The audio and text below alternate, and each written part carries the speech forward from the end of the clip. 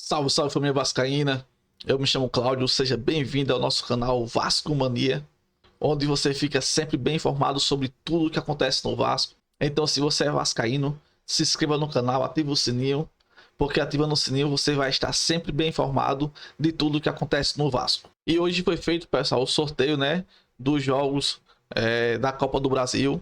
E o Vasco vai enfrentar, né, seu primeiro desafio vai ser o Marcílio Dias. O Vasco vai jogar contra o Marcílio Dias na primeira fase da Copa do Brasil. E se caso passe para a segunda fase, né, irá enfrentar o vencedor, né, o time que se classificar entre Águas Santa e Jacuipense. É o nome bem estranho, né? Jacuipense. Então, assim, o Vasco enfrentará uma dessas duas equipes caso o Vasco passe para a segunda fase, né? Enfrentará uma dessas equipes na segunda fase. Lembrando a vocês também que o Vasco amanhã, quarta-feira, enfrentará o Nova Iguaçu lá em Uberlândia, às 18h10, né? Lá no Parque do Sabiá, em Uberlândia. E agora eu vou passar para vocês, né? No caso aqui, uma entrevista que o repórter Wellington fez, né, com o Alexandre Matos, ele esclarecendo várias coisas aqui pra gente. Então vou deixar aqui para vocês conferir comigo aqui. O que você está se sentindo no Vasco? Bem, adaptando ainda, é uma nova realidade, é um novo projeto, as ideias são diferentes de um clube político, de uma associação. Lá tem um dono, tem um planejamento que vem de médio a longo prazo. Acho que o maior desafio é mostrar isso claramente para o torcedor, que é médio a longo prazo, e às vezes a gente até internamente também fica ansioso, né? Mas tem que compreender que tem um orçamento, que tem uma ideia que foi formatada antes e precisa ser seguida. E você chega num... Muito importante isso, pessoal. Às vezes a torcida não entende que não vai ser de uma hora para outra que vai pegar um time que estava derrotado, né? Porque assim, eu sou vascaíno, me dói muito no coração dizer que o time estava derrotado, mas o time estava sofrendo na segunda divisão, né? O time subiu para a primeira divisão e quase cai de novo. E assim, vários anos sem nenhum título. Então, assim, o Vasco deixou de fazer medo para qualquer time. Nenhum time tinha mais medo do Vasco. Então, o Vasco era um time sofrido, sim. Um time que estava em uma fase muito ruim. E que, assim, não vai ser de uma hora para outra, né? Que vai sair de um time que estava lutando para não ser rebaixado para ser campeão de tudo. Não é bem assim. Entendeu? Então, assim, o orçamento do Vasco ainda continua sendo um orçamento baixo, né? Não tem esse dinheiro todo. E as coisas vão acontecendo com organização. Então, o Alexandre Matos, né? Ele sempre diz isso, né? Não espere um time vencedor de tudo de uma hora para outra. Então, a gente tem que saber também exigir o que tem para exigir, né? Entendeu? Não tem como você exigir mais do que o time possa dar, entendeu? Clube, como você chegou no Palmeiras, que estava há muitos anos sem ganhar. Mas um pouco mais organizado, pouco não, bastante mais organizado, pessoas competentes, mais organizadas, já com processo, pagando em dia, já uma ideia clara daquilo que tem que se fazer. É óbvio que temos a dívida do passado, que cada vez que passa a gente agora deu uma contribuída, fazendo vendas, enfim, já vai fazendo um acerto, mas sim, é um clube que, acima de tudo, o torcedor quer ter novamente aquela vontade de ver o protagonismo, de ver as coisas organizadas, num ciclo longo de vitórias, e a gente está trabalhando para conseguir isso, através principalmente de organização e gestão. E a Copa... Muito importante isso aí, né? Ele falando aí que o Vasco até tá mais organizado do que quando ele foi pro Palmeiras, né? E conseguiu vários títulos lá no Palmeiras. E hoje o Vasco está mais organizado do que o Palmeiras naquela época, entendeu? Então, assim, muito importante ver isso também, né? do Brasil vai ser um bom motivo, e começando em Santa Catarina. Santa Catarina é um dos estados que tem mais vascaínos, você sabia? Sei, na hora que eu vi eu lembrei disso e fiquei imaginando isso, que o torcedor que está lá com certeza vai comparecer e vai tentar nos ajudar. É um jogo dificílimo, já tive a possibilidade de jogar lá, é difícil, E nós vamos com muito respeito, mas acima de tudo, sabendo que é o Vasco da Gama, tem que se impor e ter que conseguir o resultado. Só mais uma aqui, rapidinho. O Paulinho, cara. A gente sentiu muito, né, com relação ao Paulinho. Paulinho, tive um convívio com ele agora de alguns dias aí na pré-temporada, um profissional alegre, uma pessoa do bem.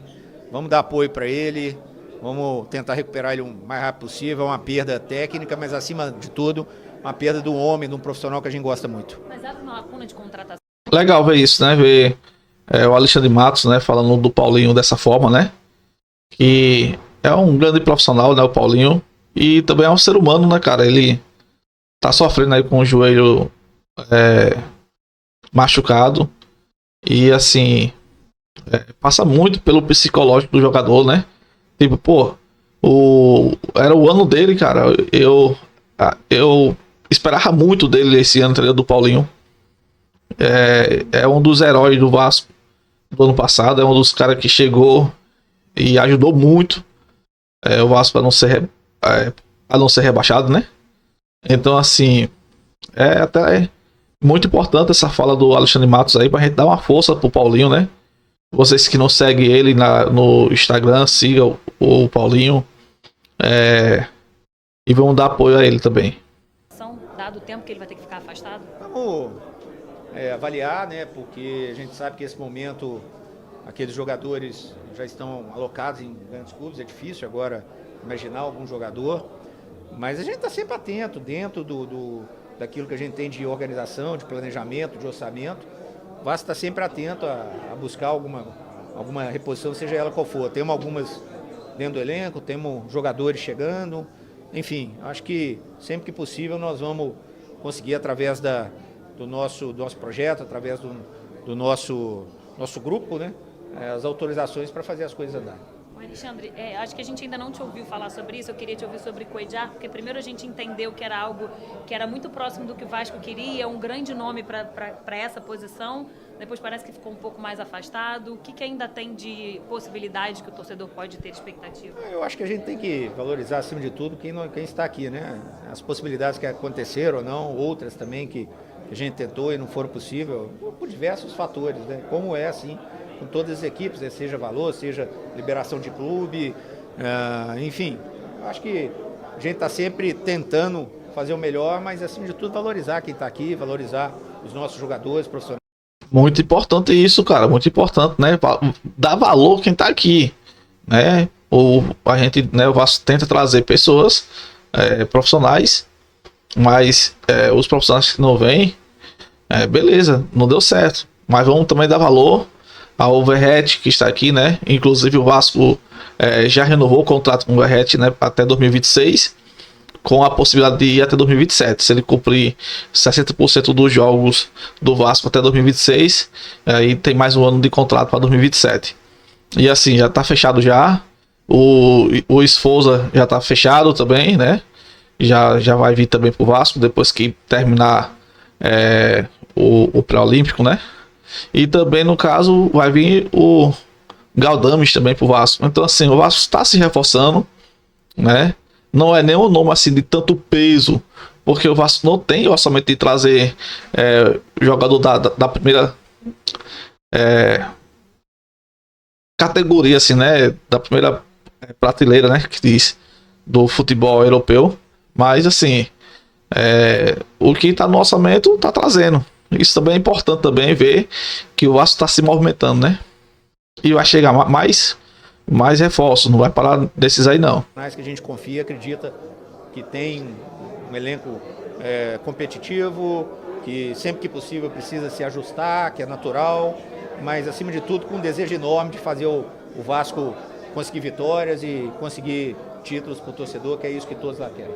E se você pudesse fazer uma avaliação e falar sobre essa janela e o que você, enfim, é um profissional com uma vasta experiência, mas dessa vez trabalhando com uma empresa como a SAF, como a 777, que a gente sabe que o profissional que estava anteriormente falava sobre essa novidade para ele, que era a dificuldade de aprovação, né? Você está começando isso esse ano. O que você está sentindo? É diferente, né? Disse isso algumas vezes quando cheguei, preparei para esse momento, acho que é o futuro aí, não sei se de todos, mas da maioria dos clubes. Busquei isso através de cursos, de ideias, de conhecimento de pessoas, network fora, enfim. E é diferente, é organizado. Eu acho que esse é o grande desafio, a gente conseguir transmitir de maneira clara o projeto, transmitir de maneira bem efetiva ao torcedor aquilo que está sendo feito, o porquê está sendo feito, né? Acho que o torcedor, ele, na sua razão, né, principalmente quando tem já alguns anos que vem, né, de falta de autoestima, de até sofrimento ali, né, de alguns anos ruins, né? E ele quer para ontem as coisas, mas essa impulsividade muitas vezes gerou uma alegria momentânea e uma tristeza de anos. Então, Verdade, o Vasco muitos não anos, vai né? fazer isso. O Vasco vai manter o seu plano, entendendo que às vezes vai ter a cobrança para algo a mais e algo a mais não vai ser possível vir para não sair do seu plano, sair da sua organização, sair do seu orçamento. E aí sim, ano a ano, ir melhorando, pavimentando o caminho para que o Vasco encontre no futuro próximo, que não seja muito longo quando a gente fala médio, mas o que é médio? É fazer o possível para não ser muito longo, para que o Vasco possa ali estar sempre brigando ali. Então é isso aí, pessoal. Muito importante, né? O que o Alexandre Matos falou, né? Que é o planejamento de médio e longo prazo. Então, assim, não espere já esse ano ser campeão de tudo. A gente quer ver o Vasco levantando uma taça, a gente quer ver o Vasco sendo temido pelos outros clubes de novo, né? Porque o Vasco era temido no tempo que tinha o Edmundo, no tempo que tinha o Juninho Pernambucano, que tinha o próprio Romário também. Então, assim, o Vasco sempre foi um time muito bom, né? Eu sou desse tempo aí que o Vasco era protagonista no futebol brasileiro. E, assim, lutava por título sempre, lutava por levantar taça todo ano, entendeu? Então, assim, de um tempo pra cá, o Vasco sofreu muito e isso foi falta de planejamento. Então, o Vasco está se planejando e isso foi muito importante aí, né? Esse esclarecimento que o Alexandre Matos falou. Então, é isso aí. Pessoal, se vocês concordam, se você discorda também, deixa aqui nos comentários, tá bom? E se você não é inscrito ainda, se inscreva no canal, porque aqui nós trazemos todas as novidades do Vasco todos os dias. Então, não esqueça de se inscrever e também de ativar o sininho de notificações, porque é através do sininho ativado que o YouTube manda os vídeos para vocês, né? Manda as notificações que saiu o vídeo do canal. Então é isso aí, valeu, até o próximo, fui!